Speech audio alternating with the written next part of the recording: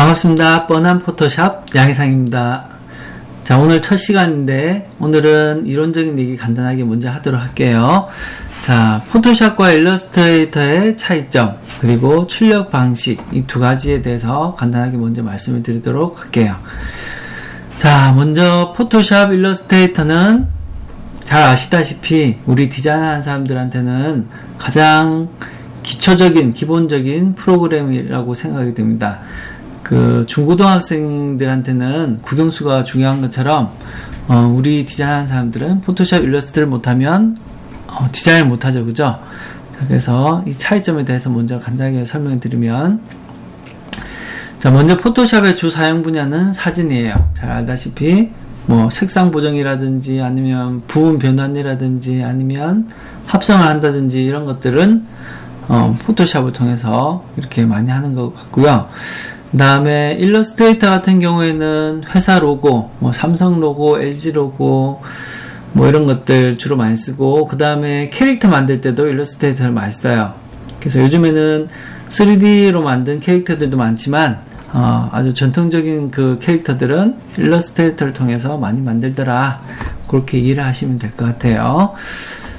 자, 두 번째 방식으로 넘어가서, 자, 포토샵은 비트맵 방식, 일러스트레이터는 벡터 방식. 이거는 그 용어도 물론 중요하지만 용어보다 더 중요한 게 이 원리를 이해하는 게 더 중요한 것 같아서 조금 더 부가 설명을 하도록 할게요.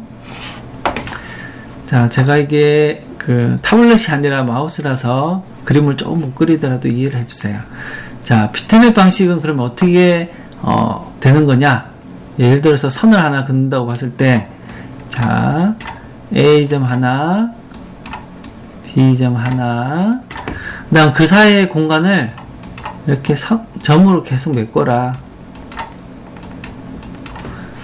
이게 비트맵 방식이에요. 그 다음에 일러스트레이터 방식은 벡터 방식인데 조금 틀려요. 똑같은 선을 긋더라도 A점 하나, B점 하나, 그 다음 이 사이의 공간을 선으로 이렇게 이어라. 이게 벡터 방식이에요.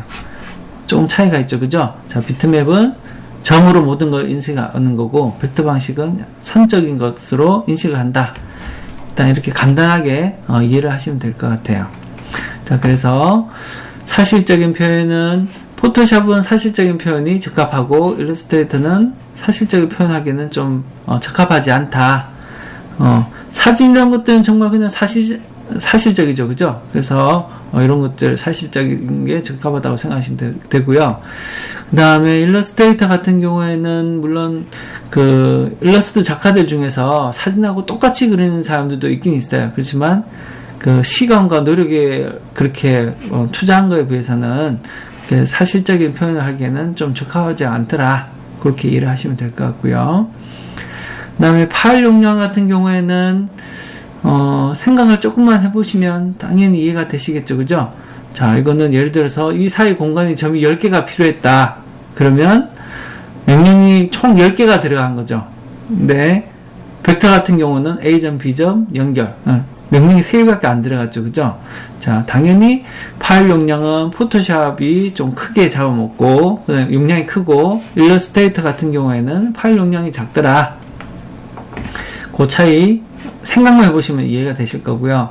그 다음에 마지막으로 확대 가능 여부가 이게 조금 중요한 얘기인 것 같아요. 자, 이 얘기를 하려고 지금 쭉 얘기를 했는데, 물론 두 프로그램 다 확대를 할 수는 있어요. 할 수는 있는데, 포토샵 같은 경우에는 그 그림을 너무 확대를 해버리면 그림이 무슨 그림인지 알아볼 수가 없어요. 자, 예를 들면, 자, 아까 여기 선을 하나 그었다고 설명을 드렸는데, 자, 예를 들어서 이 선을 이렇게 확대를 했어요. 확대를 했는데, 아까 여기 점이 10개가 들어갔다 그랬죠, 그죠? 자, 그러면 이렇게 점이 10개가 들어간다고 쳤을 때, 이 점들이 굉장히 커지는 반면에 이 사이에 어떤 공간도 보이겠죠. 점들도 보이겠지만 공간도 보이겠죠. 그래서 이렇게 봤을 때는 그냥 멀리서 봤을 때는 선으로 보이지만 확대를 하면 빈 공간과 점과의 어떤 그 관계들이 다 보일 것 같아요. 그래서 이미지가 깨져서 확대를 하면 부적합하다. 근데 일러스트레이터 같은 경우에는 이게 1cm짜리 선인데 이걸 만약에 100cm짜리 선으로 이렇게 확대를 했다. 그래도 어쨌거나 연결해라 명령은 변하지 않는 거죠. 그죠? 자, 그래서 아무리 확대를 해도 이거는 상관이 없다. 그래서 다시 말씀을 정리를 하자면, 자, 포토샵을 예를 들어서 요만한 그림을 이제 완성한 다음에 나중에 이런 그림이 필요해서 다시 이걸 확대를 해서 이걸 활용할 수 있느냐, 이렇게 하면 안 된다는 거예요. 왜냐하면 확대하면 그림이 제대로 안 보이기 때문에. 이런 큰 종이가 필요하면 아예 처음부터 큰 종이로 작업을 해야지 작게 작업한 다음에 확대를 하면 안 된다. 물론 이렇게 크게 한 걸 작게 줄이는 건 상관이 없어요. 자, 점을 줄이는 건 상관이 없지만 점을 이렇게 확대를 하는 거는 그림이 깨져서 못 쓴다. 일단 요 사실을, 가장 중요한 사실을 잊어버리시면 안 될 것 같아요.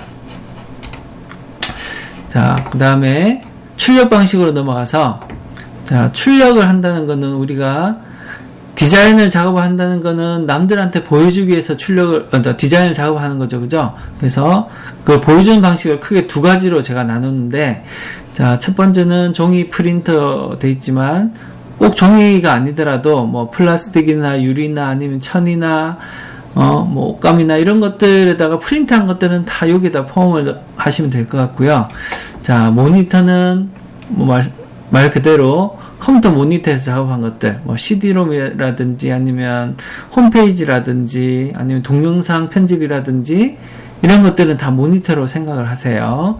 자, 이 두 가지의 어떤 차이점을 세 가지로 또 나눠봤는데, 자, 제일 먼저 기본 원리는, 자, 종이의 프린터의 기본 원리는 색의 삼원색이고 모니터는 빛의 삼원색이다. 자, 이건 무슨 얘기냐면, 상식적으로 이것도 생각을 해보시면 이해가 되실 것 같아요. 자, 종이에 있는 걸 우리가 본다는 거는 태양빛이 아니면 어떤 전등빛이 종이에 이렇게 되었다가 반사되는 빛을 우리가 보는 거죠. 그죠? 자, 여기에 그 잉크가 묻어있는 종이에 반사된 빛을 우리가 보는 거라서 색의 삼원색의 지배를 받고요. 자, 모니터라는 거는 이 모니터가 자체 발광이죠. 이 모니터 자체에서 빛이 나오는 거라서 빛의 삼원색을 기준으로 움직인다. 이렇게 이해를 하시면 될 것 같아요. 자, 그 다음에 모듈로 넘어가기 전에, 자, 좋은 초등학교 나오신 분들은 다 당연히 아시는 내용인데 혹시나 싶어서 제가 다시 정리 하나 더 해보도록 할게요. 자, 왼쪽에 있는 게 색의 삼원색이죠. 그 다음에 오른쪽에 있는 게 빛의 삼원색. 자, 그래서 여기 보시면, 자, 모드가 되어 있는데 색의 삼원색은 CMYK 이렇게 외우시면 되고요. 빛의 삼원색은 RGB 이렇게 외우시면 돼요. 자, CMYK, RGB. 다시 이 사진으로 넘어갈게요. 자, 그래서 CMYK, BLACK 할 때 이 K라고 생각하시면 될 것 같죠. 그죠?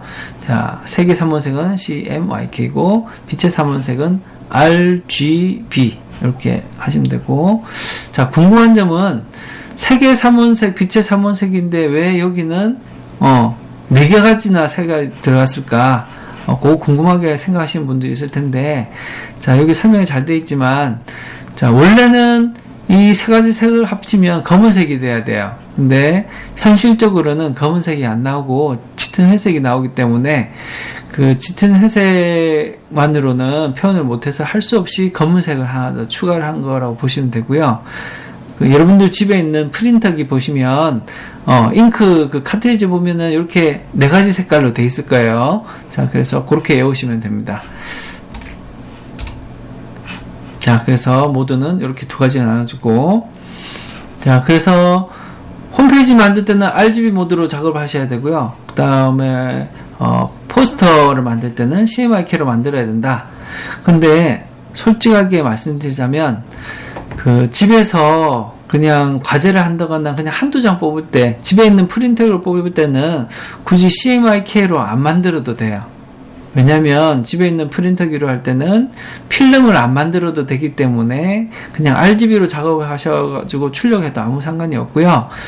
이 CMYK로 해야 되는 때는 대량 인쇄를 할 때 CMYK를 쓰는 거예요. 그래서 뭐 아까 말씀드렸지만 뭐 책을 만부로 찍거나 아니면 포스터를 만부로 찍거나 그럴 때는 그 필름을 만들어야 하기 때문에 C 필름, M 필름, Y 필름, K 필름 이렇게 필름을 다 만들어야 되기 때문에 CMYK로 꼭 해야 된다. 그렇게 이해를 하시면 되고, 그래서 뭐 내가 무슨 아르바이트를 하는데 뭐 포스터를 만들어야 된다. 그러면은 만부를 찍어야 될 때 RGB에서 출력서 가져가면 아저씨한테 혼나겠죠, 그죠? 필름을 못 만들기 때문에. 그래서 그런 것들만 이해를 하시면 될 것 같아요. 자, 그 다음 마지막으로 해상도, 이게 또 제일 중요한 얘기인데, 자, 해상도가 가장 중요한데, 보면 DPI 또는 PPI 이렇게 돼 있죠, 그죠? 자, DPI나 PPI나 거의 비슷한 말인데, 자, DPI라는 거는 도트 퍼 인치라고 해서 이 1인치 1인치 공간 안에 몇 개의 점이 찍혀 있느냐, 이걸 나타내는 거예요. 자, 그래서 자, 이것도 생각을 좀 한번 해볼게요. 자, 이 공간에 점이 10개 찍힌 거랑 이 공간 안에 점이 100개 찍힌 거랑 어느 게 사진이 더 정리를 할까요? 네, 당연히 점 100개 찍힌 게 더 사진 정리를 하겠죠, 그죠? 자, 그러면 질문을 바꿔서, 자, 10개 찍힌 거랑 100개 찍힌 거랑 어느 게 컴퓨터 용량을 많이 잡아먹을까요? 네, 당연히 100개 찍힌 게 컴퓨터 용량을 많이 잡아먹겠죠, 그죠? 자, 그래서, 아까도 보시면 아시겠지만, 그래서 사진이 파일 용량을 많이 잡아먹는 거예요. 자, 그럼 또 이런 생각을 해본 친구들 있을 것 같아. 자, 그러면, 좋은 퀄리티를 하려면, 자, 100 DPI보다는 1000 DPI로 하면 이 사진이 더 잘 보이겠지. 그 다음 이거보다 더 잘 보이고 싶으면 1000 DPI로 하면 더 잘 보이겠지. 이렇게 생각하는 친구들이 있을 것 같아요. 근데 우리 인간의 눈을 봤을 때, 이렇게 높게 하는 거나, 뭐 조금 낮춰서 보는 거나 구분을 못 한다 그러죠. 그죠?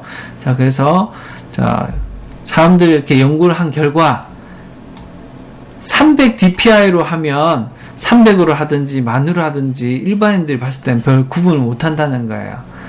물론 이거보다 더 높아도 괜찮지만 그렇게 되면 용량이 굉장히 커지기 때문에 300 DPI로 맞춰가지고 작업하는 게 최소의 노력으로 최대의 효과를 거둘 수가 있다.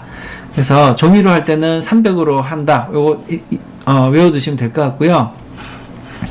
집에 있는 그 컴퓨터가 약간 사양이 떨어져서 300으로 했더니만 버벅버벅거리더라. 그럴 때는 150 DPI까지는 작업을 해도 괜찮은 것 같아요. 이거보다 더 높아지면 안 되겠지만, 더 낮아지면 안 되겠지만, 한 150까지만 하면 그래도 좀 픽셀이 보이긴 하지만 그래도 볼만하더라. 그렇게 이해를 하시면 될 것 같아요. 그냥 집에서 과제할 때, 이럴 때는 그냥 150 DPI도 상관이 없을 것 같아요. 그 다음에 모니터로 작업하는 거는 그냥 72 DPI로 해야 된다. 이렇게 외우시면 될 것 같아요. 자, 요즘에는 물론 그 아이폰이나 이런 것들 보면 모니터지만 72 DPI보다 훨씬 높죠. 그죠? 그렇지만 일반적인 모니터들은 그냥 다 72 DPI로 작업한다. 일단 이렇게 외우시면 될 것 같습니다.